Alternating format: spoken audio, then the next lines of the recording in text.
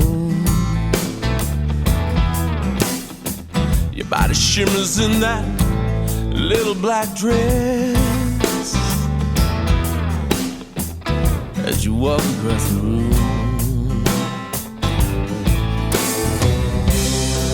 Now I've got nothing left to say. I've got one thing on my mind. You still take my breath away. Okay, so probably a month, bit over a month ago, something like that. Maybe I was around town. I was went into a shop, had a look for something. I was looking for something musical, and so I went into this really tiny music shop, and they just happened to have a certain guitar in there. I went looking for something else, and then and I come across this guitar. They had a guitar in there, and it was on sale, really great price, and it was a small. It was one of those mini matins, like those half-size matins that you get. And I looked at it, I thought, I would love this guitar. I've always wanted one, and I thought it was there, and it was like I said, it wasn't a bad price at all. And I thought I should get that guitar. And then all I could hear was my wife saying, "Why?" in my head. I'm sitting thinking, "Yep." I could imagine her saying, "Why are you getting another guitar?" And I thought the problem is I already have several guitars. So she's always like, "Well, you can't play them all at once." And I think, yeah, but I can. I like having guitars, even if they are just sitting there sometimes, and I really just play one or two, or one at the moment. But I like the fact that I have other guitars that I can play if I want to. So anyway, I really like this guitar. I wanted this guitar. All I could think of is my wife saying, "You don't need another guitar, Jay." So I walked out and I thought, well, it'll be there. This probably won't sell. Um, you know, one of these guitars like this in the town where I am, it's probably not going to sell. And I thought, well, I'll come back. I'll come back. I convinced myself that I could wait. So anyway, I'm in town yesterday. I go into the shop. And I thought, stuff this. I'm going to go buy this guitar, and you know, just maybe I just won't tell my wife. I'll just buy it. I'll play it. Will she even notice? She'll just think it's one of the guitars I've already got anyway. And as long as as long as she doesn't notice the spare another case laying around. Anyway, I go into the shop. The guitar's gone. Lady goes, "Yeah, nah, it was a nice guitar. Someone's bought it." And I walked out. I thought, you know what? I should have just bought the guitar. And that saying came to me. Sometimes it's better to seek forgiveness than ask permission.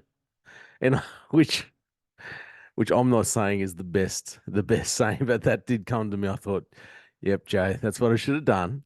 When I saw the guitar, I should have just thought, yep, I should have just bought the guitar and said, well, sorry, babe, I bought another guitar. Um, it's too late. I've got it. I own it. It's an investment. What can I say? But I didn't.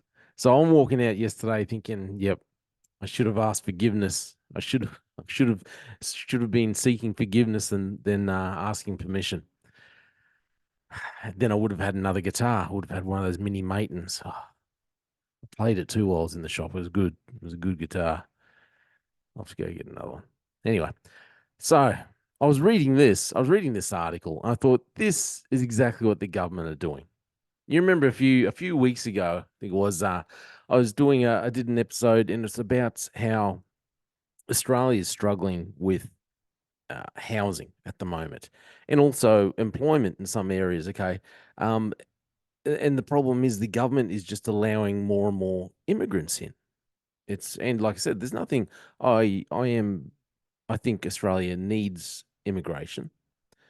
However, the way Australia is doing it at the moment, I mean, they've allowed something like it's over 500,000 new migrants within a really short time frame. I think it was within a 2 year time frame. I think it might have been up just under 600,000 actually. And I thought, man, this is ridiculous. You can't sit there saying we have a housing shortage, uh, and then you're continually allowing this amount of new migrants to come into the land, into the country. And then you sit there and blame everything else on the housing shortage. It's, everything else other than the fact that you're letting hundreds of thousands of new people into the country. And then they sit up and they go, oh, we'll have to look into it. They're like Windows. They're always looking into it. But the thing is, it dawned on me. This is what they're doing. They're, well, I'll read the article. I'll read the article. So this headline here says, it really is a scam. University of Sydney professor hits out at international student rort. Okay. So a landmark report by the property industry, which argued international students are not to blame, they're saying, for the housing crisis, has been slammed by an expert, highlighting how simple math in the study's own figures appear to contradict one of its key claims. The report, released late last month by the Student Accommodation Council, part of the National Property Council lobby group. Okay, so in other words, these are people that make money. They make money out of these reports and painting a good picture on things. So don't anyway. They said that international students had unfairly worn the blame for Australia's rental crisis, but they were not the cause, they said, either of rising rents or low vacancies, making up just 4% of renters nationwide. In fact, a far bigger impact on rental housing availability has been the post-COVID trend to work from home. Oh, yeah, okay. How does that make a difference? Seriously, you already had a place to live, and so what you're gonna work from the place from your house. How does that? It makes no sense. This is what Student Accommodation Council Executive Director Tory Brown wrote in an opinion piece for the Herald Sun. So he's just gaslighting us, telling us basically you're all a bunch of nufties, you don't understand anything. It's really because people have decided to work from home that we have this shortage of accommodation, which makes absolutely no sense. Anyway, we need to grow the amount of student accommodation to provide greater housing options for students without forcing them to compete for private rentals. It's time to stop pointing the finger at international students and instead point it at ourselves. However, University of Sydney Associate Professor Salvatore Babons, that's a great name, Salvatore Babons, and a vocal critic of the sector who has labelled the international student market a scam, said the report had unintentionally made an incredible admission. Their own statistics damn them, Professor Babones told news.com. Then what have we got here? So this is the actual report. These are the figures. International students are concentrated. Okay. So if you go to page 15, it says 13 of this is of the report. Okay. So he's saying if you go to page 15, it says 13 out of 556 local government areas have international students that exceed 10% of the rental market. That's huge. And in 73% of LGAs, the concentration is under 1%. That means in 27% of LGAs, which are virtually all in capital cities, not rural areas, the concentration is over 1%. Well, what is the rental vacancy rate? It's 1%. You get that? So the concentration is over 1% in 27% of LGAs in all these capital cities. And that's the vacancy rate is only 1%, which means if there were no international students in 27% of LGAs, the rental availability, by a very rough cut according to their analysis, would double. And that's only for LGAs where the concentration is 1%. For those that are above 10% or up at 24%, that's incredibly warping to the rental market.